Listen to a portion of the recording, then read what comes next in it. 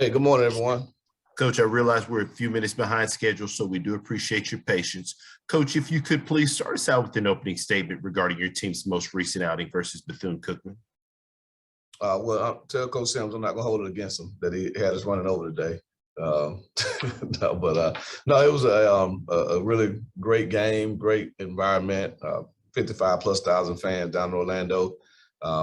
That's why we feel it's the greatest rivalry, in Black college and the greatest classic in all of college sports. But just a great day. Our guys really ended the season on a great note. Obviously, we didn't know it was going to be our last game. Hope that we would get an invite to the FCS playoffs, but being that it is, we sent our guys out the right way. Guys like Xavier Smith, Chris Fadoul, even Isaiah Land, even though he didn't get to play the game, just to send those guys out as winners. They can say they won their last 9 games here at FAM. They, continue the trajectory that this program is on, and really is painting a bright future for our program. That's really what we wanted to do. And so just tip my hat to those guys. Again, tip my hat to Terry and the job that they've had to overcome this year in a hard-fought game. And but again, just happy for the guys. Appreciate those opening comments, Coach Simmons. First question goes to Dr. Cavill. This is Kenyatta with Inside the HBCU Sports Lab. Congratulations on the season. I was much like yourself disappointed in terms of not being able to get the at-large bid to the playoffs. But I saw a video where you spoke to your fans, particularly speaking about the great season, thanking them for their support, obviously, but the fact that you would make some moves or whatever to make sure that this doesn't happen again. I think that was a little bit about scheduling. Can you expound on that? And in that, is there a framework in terms of the Classic with Jackson State and FAMU? Will that game stay on that date in terms of Labor Day, or is there discussion to move it?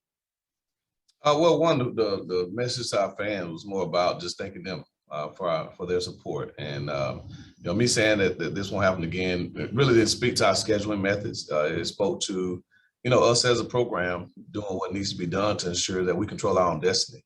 And that's what the vision is here at Florida A&M. And so, as far as the scheduling goes, a lot of that stuff is done years in advance. And so we have a scheduling philosophy here. Don't know if we're in a position to change that as of today or in the near future. We just got to control what we can control. And so as far as the Orange Blossom Classic, it's a game that we enjoy being a part of. There have been some discussions. There's one more year on the contract, I think, with Jackson State obligated to it. And then after that, we'll assess who the opponent will be moving forward. We want to keep the game. We want it to stay in the SWAC, but maybe look at some ways to where it's not, where it doesn't have conference ramifications that early in the season. So, but again, we'll definitely assess those things once our new AD, Tiffany Don Sykes, gets in and we're able to talk about the long-term vision for our program.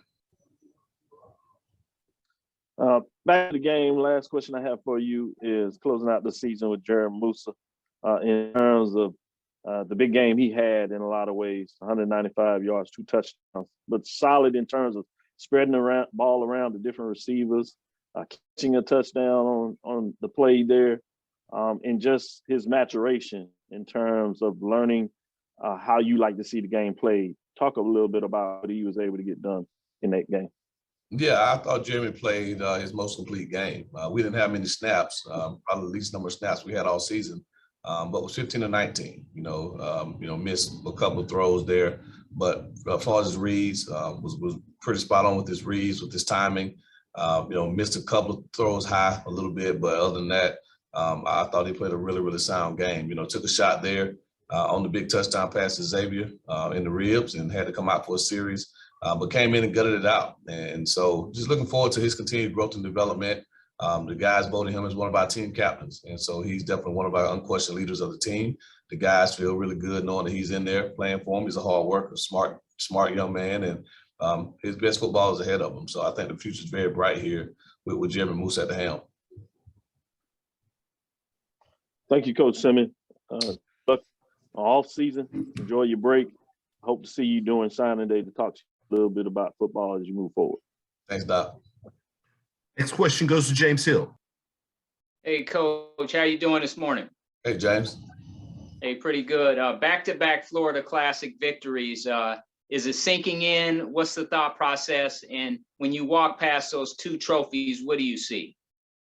Well, it'll sink in on Thursday when I'm at the dinner table and my family's like giving me hell. So, that's when it really sinks in. But no, it's a great win, and we all know how important this game is.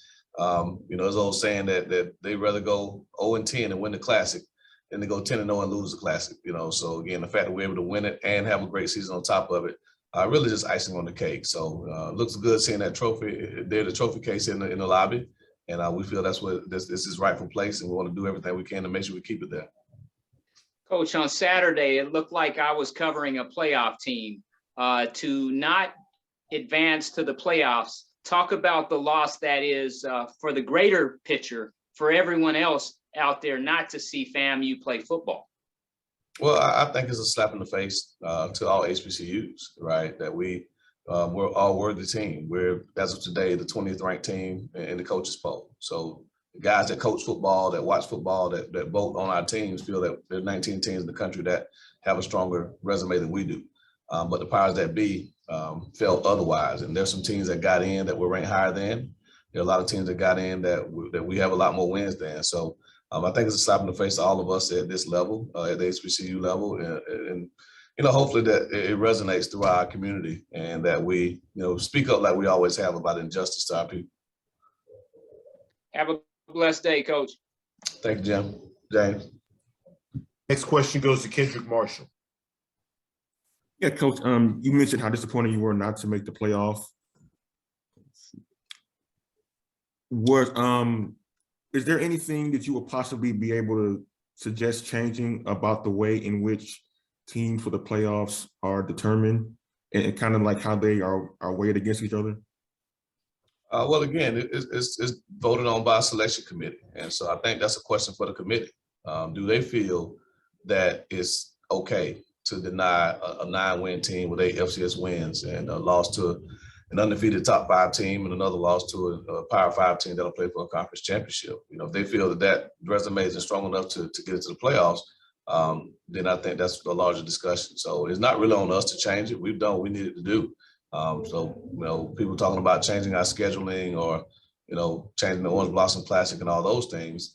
Well, that would mean that we're the problem, right? We're not the problem. We won 9 games. We did what we needed to do on the football field. I think the problem is the way the committees vets teams and what they consider to be strong points and what they consider to be weak points. And I've always thought that what you do at the end of the season has merit. And the fact that there are 2 teams in the field that both have 4 conference losses and both have lost half of their last ball games, I think that's problematic. I know it's not lost on you, Coach, that this happened to you when you were coaching at Prairie View. You thought you had a team that was good enough to make the playoffs and didn't make it. Knowing that and you saying that you felt like this was an injustice, do you honestly believe that the FCS Selection Committee or the NCAA as a whole does not respect HBCU football? Well, I mean, I'm not going to say that they don't respect it. I'm just going to point to the facts. The facts are that in 2015, we had a football team that had 8 official wins. They took 1 win away from us. They had the nation's top scoring offense. They had one of the nation's most dynamic players who got left out of the field. And then you fast forward to 2019, a South Carolina State team that lost a game to FAMU, who finished the season ranked in the top 25, and North Carolina A&T, who finished the season ranked in the top 25, and to Clemson, who played for a national title.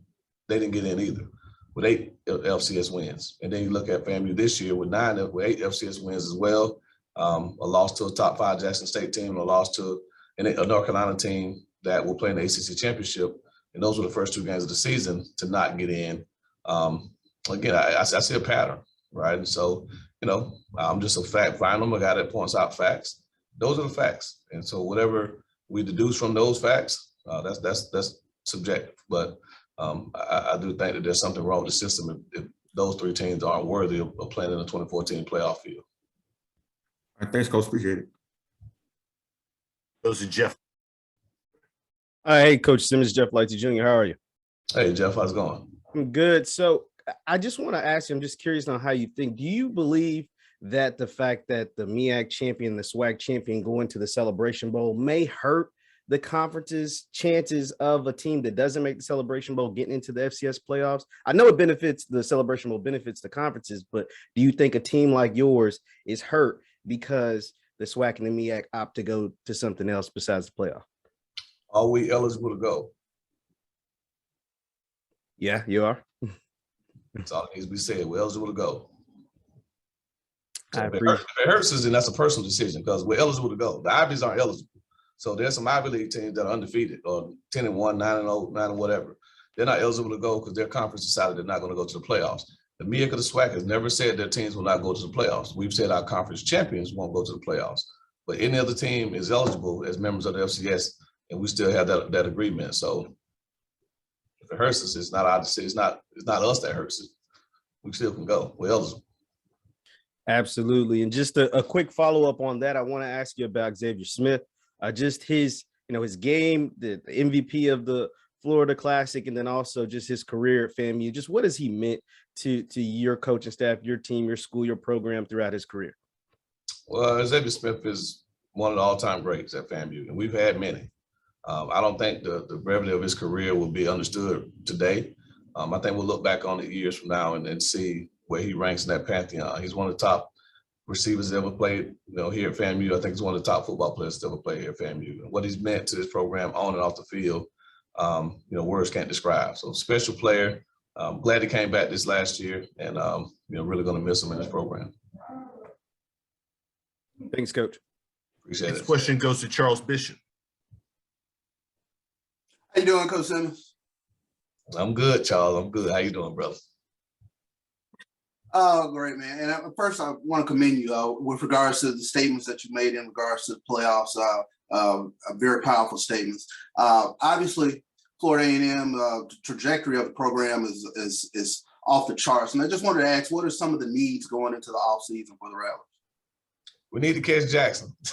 That's what we need to do. We need to figure out a way to slow that train down that's up there in Jackson, Mississippi. But no, we're going to just continue to grow the program. Obviously, recruiting is a huge part of building a program.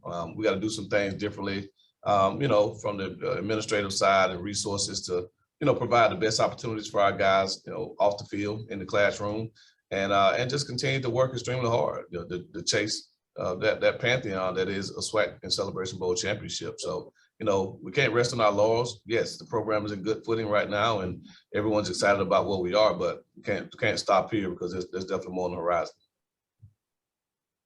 No doubt. I appreciate it, Coach. Thank you. Great season. Thank you, Charles. Last question goes to Ken Rashad. Coach, I do want to piggyback on your response with respect to catching Jackson, with respect to recruiting. I do want to ask, and I've asked a couple of other questions, coaches the same question. With the transfer portal having the impact that it's currently having right now with recruiting, how much will you rely upon recruiting players from it as opposed to the more traditional method of recruiting players out of high school, which over the course of their career requires a little bit more development? I think recruiting is about assessing your needs and addressing those needs. And so, the transfer portal isn't a new, it isn't a new creation. Young men have always been able to transfer. It's particularly down to FCS. And so, Billy Joe made a living signing Power 5 and Group of 5 transfers, during his time here. And so it's not a new phenomenon to bring players from 4-year programs. I think that the trick is to assess what your immediate needs are, and maybe the older guys can address those needs, and then see where you need more development, and then look to the high school ranks for that development. So I don't think there's one cookie cut answer. I think there's some teams that we play against in the SWAC that are probably going to need to hit the portal harder than we are, possibly. We have a lot of returning guys. We only lose, a handful of guys off this year's team. And so I think it's strategic, and every year is different. We went heavy in the portal last year, more than we ever have, but that doesn't mean we're going to do the same thing this year. So there's no right and wrong answer to that. I think it's all subjective to what your needs are, and we'll assess our needs to see which direction we go in relation to high school versus transfer recruiting. Appreciate it, Coach. Coach Simmons, can we get one more question in real quick? Yes, sir. Okay, appreciate it, Coach. Last question goes to Keith Hadley. Hey, Coach, sorry for not asking this question earlier. I wanted to ask the question, do we understand where the breakdown was between the NCAA from the point of FAMU potentially hosting the playoff game to being left out of the playoffs altogether? I'm not sure. I'm not privy to those conversations. So that's probably more of an administrative question with my AD, Michael Smith, the interim AD, or our president, even Dr. Larry Robinson. We knew that on our end, we had to go win a football game. That's what we did. So, those conversations are had at a high level than we are as coaches. And I don't know. I can't answer that to where the breakdown occurred. Thank you, Coach. Sincerely appreciate your time on these calls each Monday during the season, and we look forward to speaking with you at SWAC Football Media Day. Thank you, guys. Happy Thanksgiving, everyone. God bless. Thanks, Coach.